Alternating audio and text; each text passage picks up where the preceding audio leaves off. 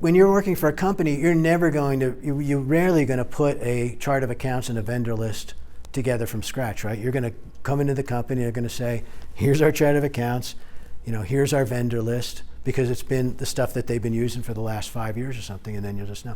Then if you start doing business with a new entity or something, you'd add those to the vendor list and make a new account.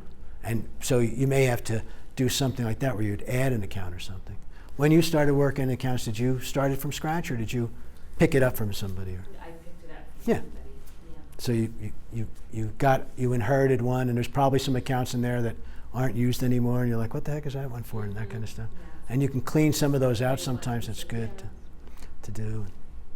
So that's why I think this is hard. I'm setting that one up from scratch. You're right. Most of the times you get handed something and kind of a process, because you said that gal helped you through the process for a year. Yeah. Right. So setting this one up from scratch, I'm still kind of like trying to figure it out and how to delete things and. Somebody set it up from scratch, but and you can get with your accountant or a bookkeeper or something to say, help me set up my chart of accounts, and then you're off and running, and they can say, oh, this is the best way to do it, and all.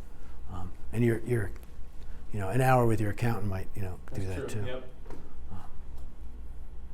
Yeah, so you might have somebody to Help out. look it over and Right. things like that. Make sure it's good. But even after you go through it, your first year going with your tax accountant and stuff, then you'll you know what, you should do this, you should do that. Okay, little by little, Right. 1 year you'll You probably just get gotta all start clear. doing it, I think. That's really the thing. Yeah. Just start doing it and then be ready to adjust.